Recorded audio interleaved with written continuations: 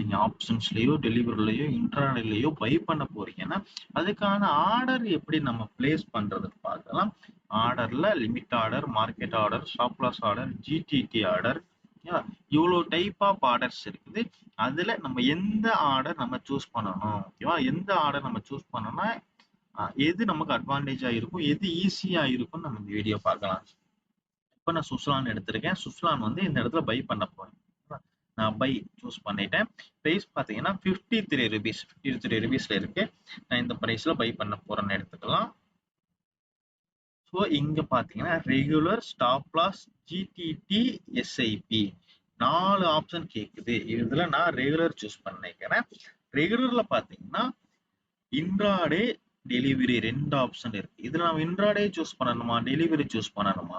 Intraday choose பண்ணா என்னோட பொசிஷனை நான் இன்னைக்கு க்ளோஸ் பண்ணணும் 3:30க்குள்ள. அதாவது 3:30 தவிர நம்ம அலோவ் பண்ண மாட்டாங்க. 3:15 ஆர் 3:20 இந்த டைம் வரை அலோவ் பண்ணுவாங்க. ஸோ இந்த டேக்குள்ள என்னோட டார்கெட் ரீச் ஆயிரும். இல்ல நான் மேல போகும்னு நினைச்சல, எனக்கான ப்ராஃபிட் ரீச் ஆயிரும்னு உங்களுக்கு தெரியும்னா நீங்க இந்த இன்ட்ராடே ஆப்ஷன் சூஸ் பண்ணி நீங்க பை பண்ணலாம். டெலிவரி ஆப்ஷன் இப்போ நாளைக்கு நான் ஹோல்ட் பண்ண போறேன், நாளைக்கு நான் இந்த ஸ்டாக் எடுத்துட்டு போக போறேன், இல்ல ஒரு 1 இயருக்கு நான் ஹோல்ட் பண்ண போறேன்னா நீங்க இதை டெலிவரி கொடுத்து வாங்கலாம். இதற்கான பிரைஸ் நீங்க எவ்வளவு பே பண்ணணும்னா 53.36 கரண்டா என்ன பிரைஸ்ல இருக்கோ அந்த பிரைஸ் நீங்க கொடுத்து வாங்குற மாதிரி இருக்கும்.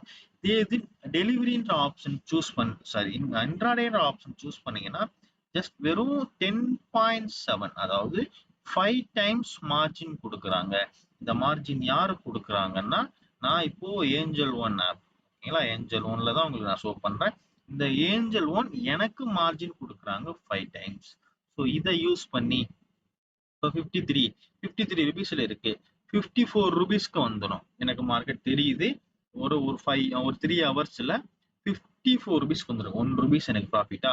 இப்போ நான் டெலிவரியில சூஸ் பண்றேன். 53 ருபீஸ் கொடுத்து டெலிவரியில 53 ருபீஸ் கொடுத்து நான் 1 பை பண்ணிட்டேன். 54க்கு ரீச் ஆயிடுச்சு.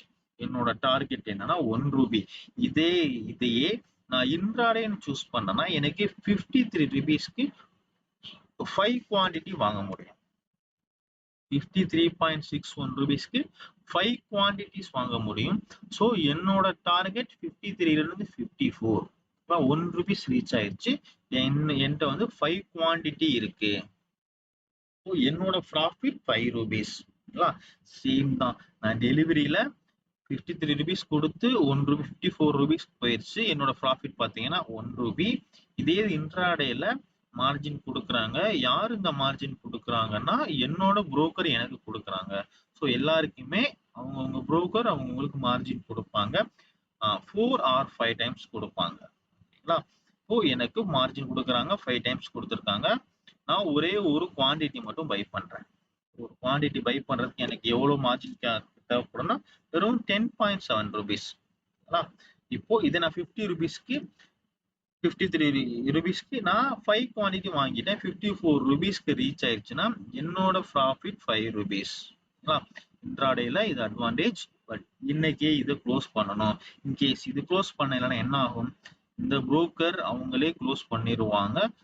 அவங்க க்ளோஸ் பண்ணதுக்கான சார்ஜஸ் உங்களோட அக்கௌண்ட்ல இருந்து எடுத்துப்பாங்க. இது 2 ஆப்ஷன். இன்ட்ராடே டெலிவரிக்கு டிஃபரெண்ட். இங்க பாத்தீங்கன்னா மார்க்கெட் ஆர்டர், லிமிட் ஆர்டர் 2 இருக்கும். ஸோ இதுல மார்க்கெட் ஆர்டர்ல இருக்கு. மார்க்கெட் ஆர்டர்னா என்னன்னா பிரைஸ், கரண்ட் பிரைஸ் பாருங்க 53 ருபீஸ்ல இருக்கு. நான் பை ஆர்டர் கொடுத்தேன்னா என்ன கரண்ட் பிரைஸ் என்ன பிரைஸ் இருக்குதோ அதே பிரைஸ்ல இது பை பண்ணி கொடுத்துரும்.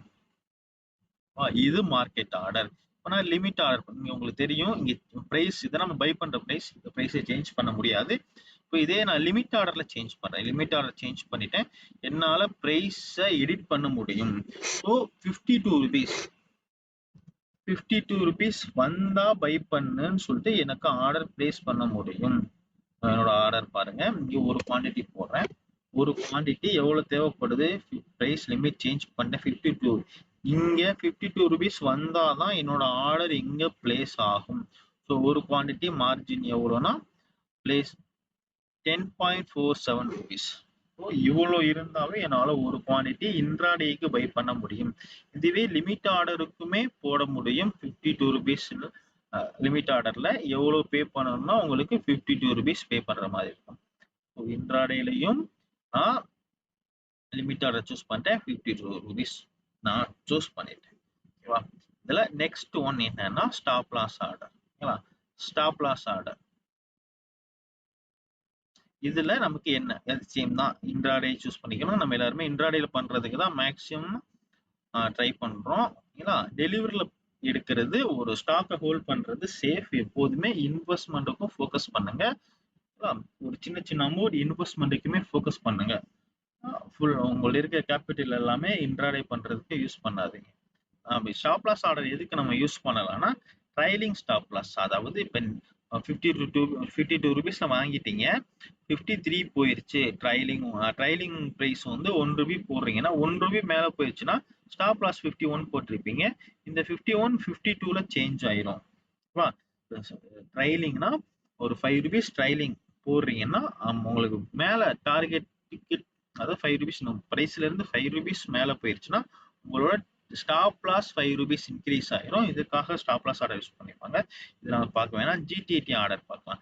ஜிடிடி ஆர்டர் பண்ணா 53 ருபீஸ் இருக்கு. 53 ருபீஸ்ல வந்து நான் எனக்கு ஒரு குவான்டிட்டி வேணும். 52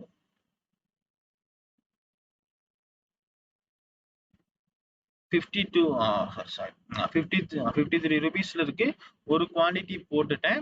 இப்போ எனக்கு லிமிட் ஆர்டர்ல பிளேஸ் பண்ணுவேன். 52 ருபீஸ் 52 ருபீஸ்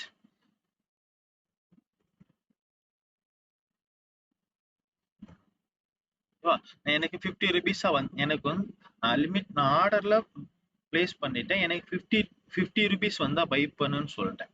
ஓகேவா? இப்போ இதுல நான் பிளேஸ் பை ஆர்டர் கொடுத்துட்டேன். இப்போ டார்கெட்டும் ஸ்டாப் லாஸும் என்னால ஒரே ஆர்டர்ல செட் பண்ண முடியும். ஸோ பிளேஸ் பண்ணிட்டு நான் டார்கெட்டுமே ஃபிக்ஸ் பண்றேன். என்ன price target 60 rupees target. So 45 rupees என்னோட ஸ்டாப் லாஸ். இந்த மாதிரி என்னால ஆர்டர் பிளேஸ் பண்ண முடியும். கிடைக்கலன்னா நான் இன்னும் ஆர்டரை பிளேஸ் பண்ணல. இங்க ஆர்டர் பிளேஸ் பண்ணல. பிளேஸ் பண்ணாதான் எடுத்துக்கும். அங்க நான் ஆர்டர் பிளேஸ் பண்ணல. நான் அப்படியே இங்க வந்துட்டேன். என்னால ஒரே ஆர்டர்ல டார்கெட்டும் பண்ண முடியும், என்ட்ரியும் எடுக்க முடியும், டார்கெட்டும் பண்ண முடியும், ஸ்டாப் லாஸும் பண்ண முடியும். ஜிடிடி ஆர்டர் யூஸ் பண்றீங்கன்னா ஃபர்ஸ்ட் என்ட்ரி எடுத்துருங்க. எடுத்துட்டு டார்கெட் ஸ்டாப் லாஸ்க்கு மட்டுமே இது யூஸ் பண்ணிக்கோங்க. ஒரே டைம்ல என்ட்ரி டார்கெட் ஸ்டாப் லாஸ் போடாதீங்க.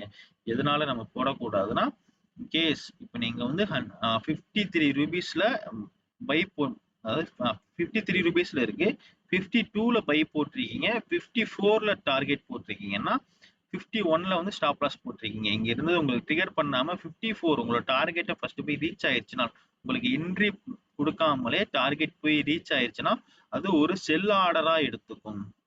ஓகேவா? அங்க செல் ஆர்டரா அங்க போட்டு வச்சிருக்கீங்கல்ல, சாரி அங்க வந்து பை பண்ணி வச்சிருக்கீங்க. டார்கெட்ன்றது பை தானே பண்ண போறீங்க. ஆல்ரெடி பை பண்ணி வச்சுட்டு செல் பண்ண போறீங்க. ஸோ அது வந்து ஃபர்ஸ்டே ஒரு செல் ஆர்டரா எடுத்துடும். கீழே வந்து பை பண்ணோம். அது உங்களுக்கு எதுவுமே சேஃபா இருக்காது. ஸோ அந்த மாதிரி ஜிடிடி ஆர்டர் சூஸ் பண்றீங்கன்னா ஃபர்ஸ்ட் பை பண்ணிருங்க. பை பண்ணிட்டு இந்த இதுல போய் செட் பண்ணுங்க. டார்கெட் ஸ்டாப் லாஸ் ரெண்டுமே இதில் செட் பண்ண முடியும். ஏன்னா இந்த வீடியோ பிடிச்சிருந்துச்சுன்னா லைக் பண்ணுங்க, அவங்க ஃப்ரெண்ட்ஸுக்கு ஷேர் பண்ணுங்க.